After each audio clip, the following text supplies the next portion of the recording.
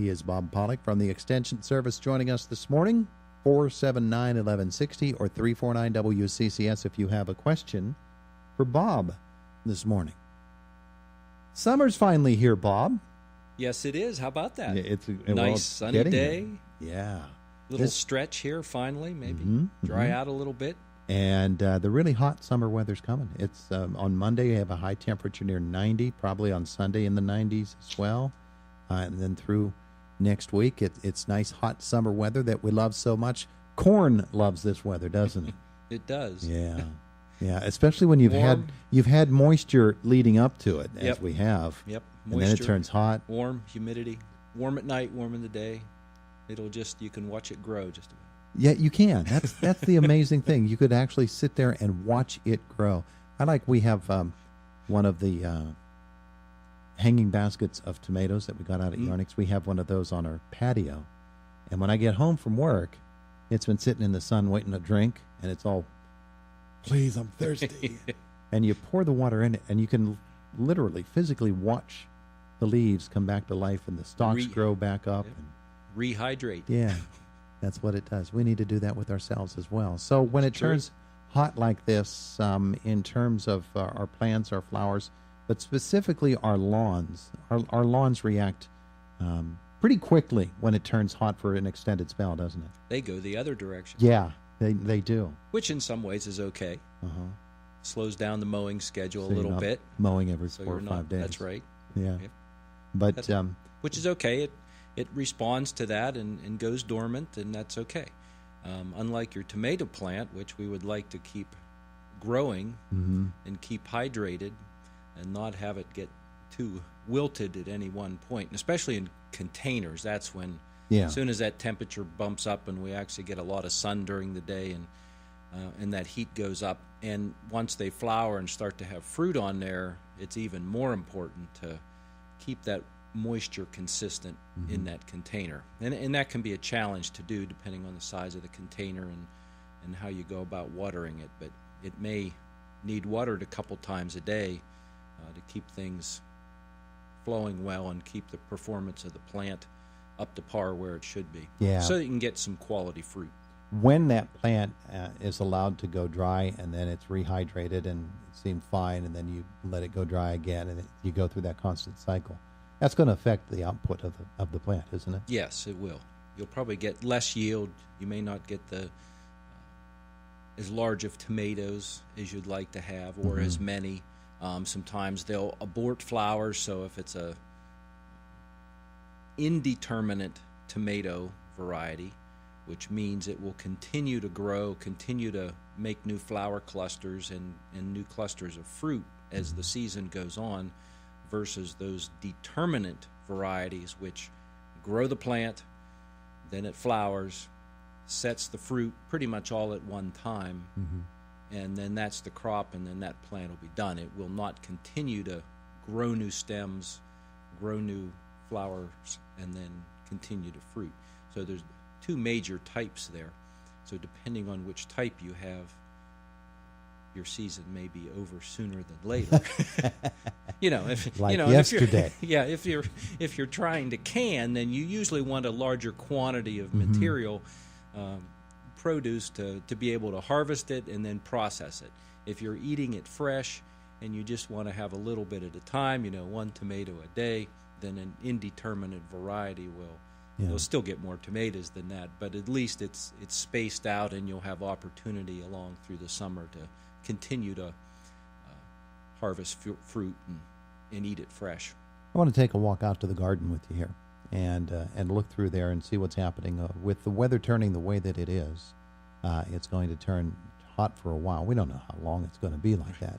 But if you've been changes every hour. If, like everybody else, you were late getting your garden in this year because of all the wetness, the moisture, and you're one of those that likes to do 2 and maybe even 3 goes of green beans, for instance, plant beans, harvest them, pull the plants out, and plant them again. You probably are going to be into the middle to the later portions of July before you can do that, before you can have that second planting. Is that enough time before the cold weather comes? Yeah, you should still be able to get those shorter day crops in and have multiple plantings. Other things, we only have one shot at it. Some of the early season vegetables, the cool season vegetables, we've kind of missed our window there. Although some of them are a little more adaptable to, cabbage. You can keep planting cabbage, but broccoli and cauliflower, some of those really do like that cooler weather. So if you can provide or alter things a little bit of shade, or if you have, maybe you have some natural shade from some trees in the yard or something, or there's a corner of the garden that's shadier than the other. Sometimes planting some of those crops there, you might get away with it. Even though it's warm, it still may do okay. We tend to plant those cool season crops. We try to get them in early, be harvesting them soon. Once we get into June, be harvesting those, and then we'll plant them again. Maybe we'll plant seeds or transplants later in July to then harvest in the fall. Okay. So we kind of have two windows for that. So the spring and the late summer, early fall. So we still have time to plan ahead for that. And a lot of times for those, you do need to have seeds, plant your seeds either in the garden or plant them in your, if you have a hothouse or, something like that, where you can propagate your own seeds and make your own plants for that fall planting. That works a lot better because a lot of the greenhouses and everything, there's a big push for the spring, all that material, and then they're not available because there's not a lot of people buying those to put them in the fall, so you tend to need to plan ahead and do that on your own. Okay. Which is, you can do it. You just have to think ahead, get the seeds, and it's a whole nother kind of gardening. And decide what your schedule is. Plant those seeds, get your transplants, and then get them in the ground in enough time to be able to harvest them then. And, into September, even into October, and depending on the weather, you might be able to keep them going till, if we don't have a late freeze, or you can protect them, you might be harvesting up to the end of October, early November. Yeah. Fruit plants such as strawberries, of course, they're at the peak of the season right now. Yes. The blueberries, they're coming on They'll soon? be coming on, yeah. So usually we think of July as the month for blueberry season to come. June is for strawberries, those June bearing types. Of course, the day neutrals or ever bearer types of strawberries will continue to bloom during the summer months, and you'll get a couple flushes, of growth and berries during the summer. And then, of course, blueberries will be in July, and then we get into, of course, we have raspberries, and the black raspberries and the blackberries. Those usually come on in July as well. Yeah.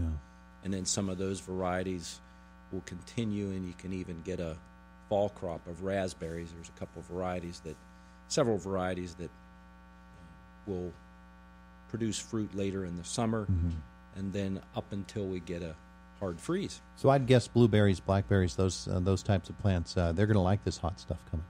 Yeah, they'll be fine with that. They like warmer, sunny days. They will do well in those conditions. All right. As long as there's enough moisture. Bob Pollock from the Extension Service. You mentioned at the end of last week's program about the Master Gardener. Yes. So that opportunity's still there? Oh, yeah, they continue. They'll be continuing to take registrations for that up through August, I believe. And so there's, if you call the office at 724-465-3880 and ask for Diana Kerr, she'll have the information on that. She's our Master Gardener Coordinator. And you can follow up. There are some fees involved with that because of the materials and everything provided, but you can check that out more. Fair season here in this area doesn't start until another month or so.